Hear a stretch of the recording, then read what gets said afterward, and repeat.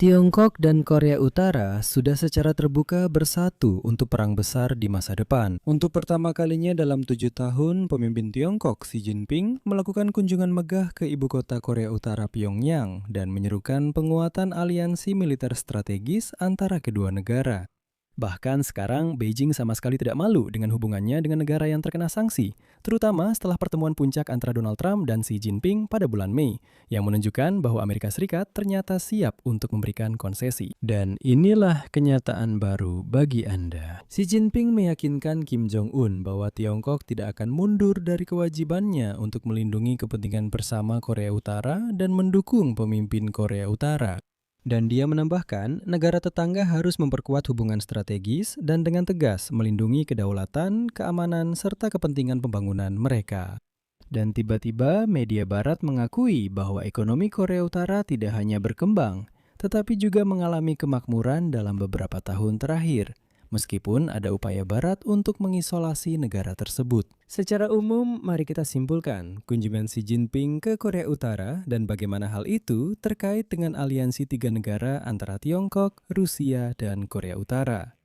Nama saya Alexei Peci dan sebelum kita mulai, saya minta Anda untuk berlangganan saluran YouTube ini, beri like, tulis komentar apa saja, dan juga berlangganan saluran Telegram saya, Peci News. Tautannya ada di deskripsi. Di sana kami mempublikasikan berita terbaru secara real time seiring berita tersebut masuk. Jadi, untuk pertama kalinya dalam 7 tahun, pemimpin Tiongkok Xi Jinping secara terbuka tiba di ibu kota Korea Utara, Pyongyang. Tak lama setelah penyambutan yang meriah, Xi Jinping menyerukan pendalaman koordinasi strategis dan kerjasama antara Tiongkok dan Korea Utara. Menurutnya, kedua negara harus memberikan dorongan baru yang kuat bagi hubungan mereka. Tiongkok siap memperluas kerjasama di bidang ekonomi, perdagangan, pertanian, kesehatan, konstruksi, ilmu pengetahuan dan teknologi, dan yang terpenting, seperti yang dinyatakan oleh Xi Jinping, di bidang militer. Dan saya langsung ingin menyoroti poin terpenting. Kunjungan ini merupakan perjalanan luar negeri pertama Xi Jinping tahun ini dan berlangsung hanya beberapa minggu setelah Xi Jinping secara terpisah menerima Presiden Amerika Donald Trump dan Presiden Rusia Vladimir Putin di ibu kota Tiongkok. Pemilihan waktu ini sejalan dengan keinginan Beijing untuk menampilkan Tiongkok sebagai pemain global yang serba bisa di panggung dunia. Dan kini, saat berada di Pyongyang, Xi Jinping menyatakan bahwa Tiongkok tidak akan mundur dari komitmennya untuk melindungi kepentingan bersama Korea Utara dan akan selalu mendukung pemimpin Korea Utara Kim Jong-un. Dan selanjutnya, saya akan mengutip pernyataan Xi Jinping yang cukup mengkhawatirkan.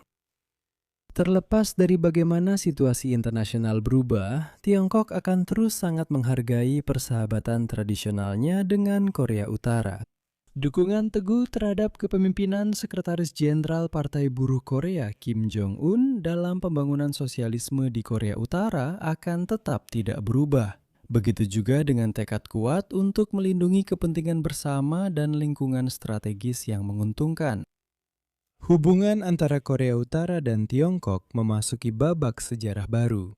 Saya menyerukan untuk meningkatkan kerjasama di bidang-bidang seperti diplomasi, penegakan hukum, dan militer, serta pertanian, perdagangan, teknologi, dan konstruksi. Perhatikan bahwa Xi Jinping secara langsung mengatakan bahwa Tiongkok dan Korea Utara perlu bersama-sama mengembangkan bidang militer. Meskipun di tahun-tahun sebelumnya dia masih enggan secara langsung mengatakan bahwa sebenarnya Beijing yang membekali Korea Utara dengan perlengkapan dan senjata yang sama. Selanjutnya, Xi Jinping menyerukan kepada Kim Jong-un, kutipannya, untuk melawan hegemoni, otoritarianisme, dan segala upaya serta konspirasi yang bertujuan menghidupkan kembali militerisme, yang merupakan ancaman bagi keamanan dan stabilitas regional.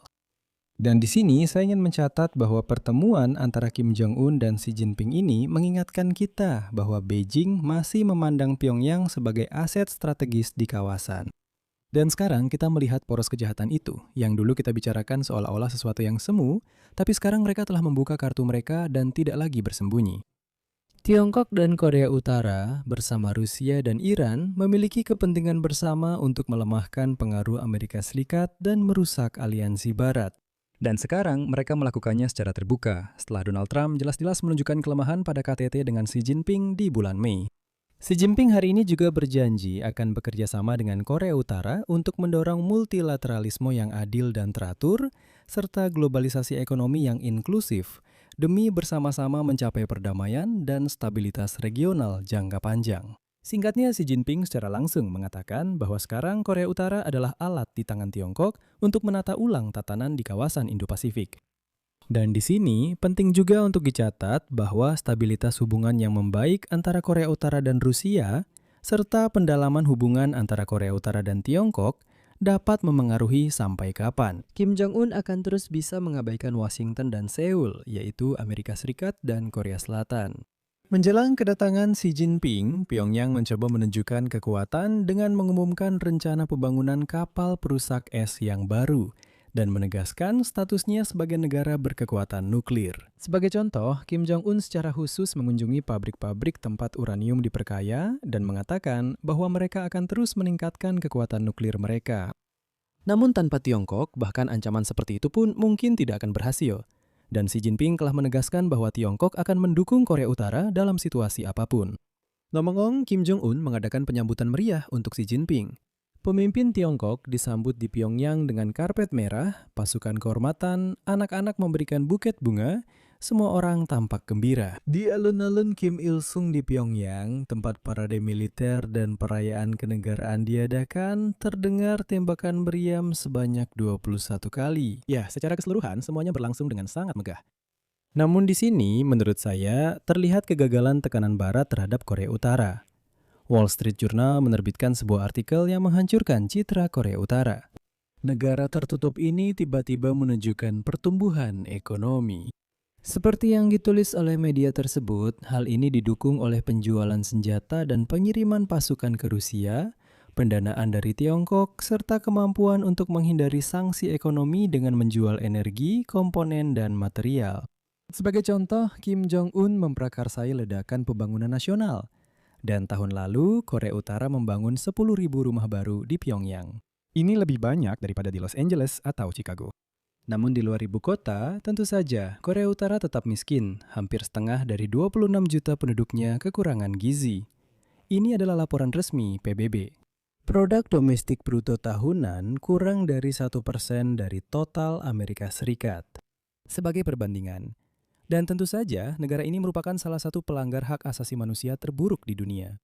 Namun demikian, di sini saya akan membacakan kutipan dari Wall Street Journal yang paling mengejutkan saya. Kutipan. Pusat-pusat analisis Korea Selatan menerbitkan laporan dengan judul "Sanksi Tidak Terlihat pada Citra Satelit". Dengan demikian, kemajuan ekonomi Korea Utara yang diumumkan bukan sekedar propaganda. Aktivitas kapal di fasilitas penyimpanan minyak Korea Utara yang sedang berkembang meningkat tajam. Banyak tempat parkir menjadi lebih penuh. Korea Utara sekarang tampak 3 kali lebih terang di malam hari dibandingkan 5 tahun yang lalu. Jadi, Anda ingat gambar-gambar di mana kita melihat foto satelit di mana Korea Selatan tampak terang benderang. Tapi Korea Utara, sayangnya sekarang gambar-gambar itu sudah tidak mencerminkan kenyataan lagi. Bagaimanapun juga, Korea Utara sekarang juga mulai tampak terang. Dan perhatikan, Korea Utara bahkan sudah mulai mengekspor produk minyaknya. Sepertinya negara itu dalam isolasi. Dicatat bahwa keberhasilan ekonomi negara itu terjadi karena mereka mengirimkan amunisi dan lebih dari 15.000 tentara ke perang melawan Ukraina, di mana sepertiganya tewas atau terluka. Penjualan senjata membawa keuntungan. Korea Utara mendapatkan miliaran dolar menurut perkiraan Institut Strategi dan Keamanan Nasional Korea Selatan. Selain itu, volume perdagangan dengan Tiongkok juga mencapai level tertinggi dalam 8 tahun terakhir. Dan sekarang, berbagai merek Tiongkok mengiklankan bisnis mereka di Korea Utara, meskipun itu melanggar sanksi. Pada akhirnya, sementara Donald Trump membuat pernyataan-pernyataan kerasnya, Tiongkok, Korea Utara, Rusia, dan Iran semakin bersatu dalam apa yang disebut poros kejahatan itu dan bahkan sudah tidak menyembunyikannya lagi. Di sini saya akan mengakhiri pembahasan. Pendapat dan kesimpulan Anda silakan tulis di kolom komentar di bawah episode ini. Jangan lupa subscribe channel ini, tekan lonceng, dan beri like. Itu saja untuk kali ini. Jaga diri Anda. Sampai jumpa.